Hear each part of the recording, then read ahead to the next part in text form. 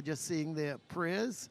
And let's have a look at the starting lineup for Queen's Royal College first. Afan is the man between the uprights. There's King, Lamsey, the midfielder. There's Karuth, the skipper, Mohammed, Nelson, Grandison, Tuckett, Gray, James, Franklin, and the coach, as we heard him earlier, Kenman Jones.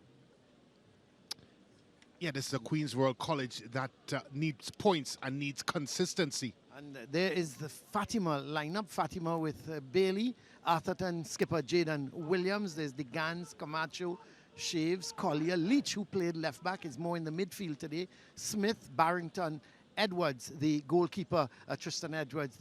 He's a tower of strength at the back for Fatima, and the coach, the former Trinidad and Tobago stand-up.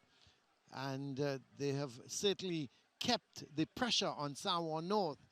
We'll just have to wait and see what has happened with it. Let's have a look at the highlights here, as there is referee Hines getting things going.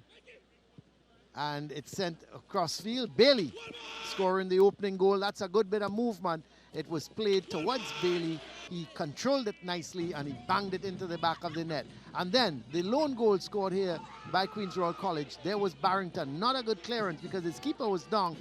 It was played right down the center. James had an easy task of putting it into an open net. So at that point, game was on. It was 1-1. But then the gun show started.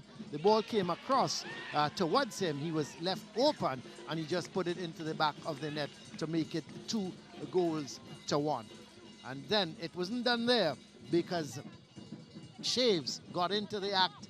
He took on the defenders, went past him. Then the goalkeeper came. He went past the keeper, and he slotted it into the back of the net. 3-1. Fatima leading at that point in time. We went into the second half, and it was more of the same.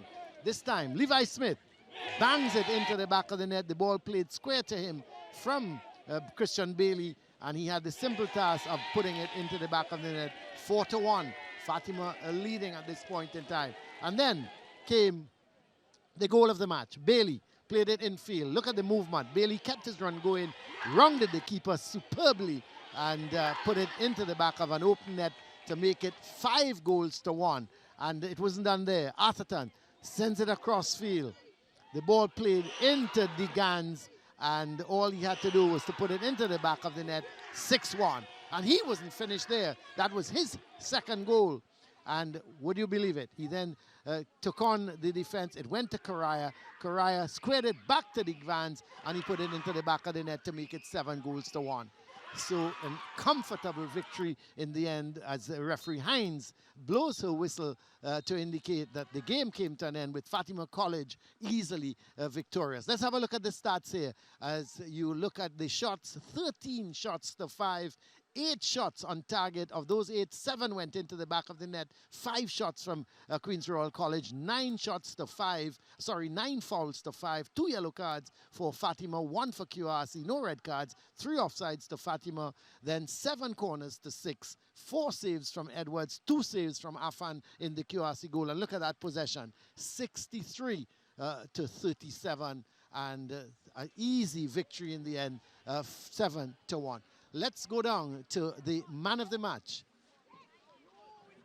Yes, and I am here with the man of the match, none other than Aidan Digans. Here's your trophy.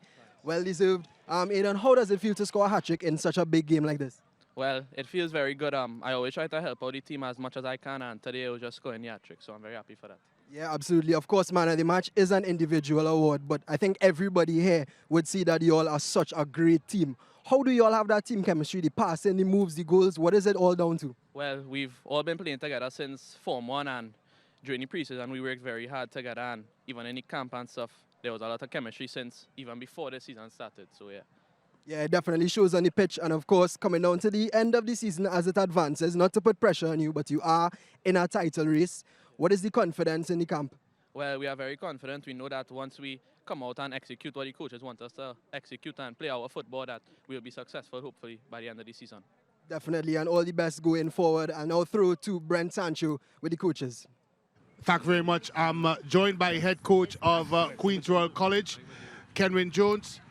Kenwin, of course, a disappointing result for you. Your assessment of the 90 minutes? Well, it started quite decent. I think a bit of inconsistency in defending cost us, individual mistakes, and from there it was downhill. Well, of course, as the season goes on for you, important to get some points on the board. How do you pick the Chargers up after this result? Well, we have to quickly forget about today.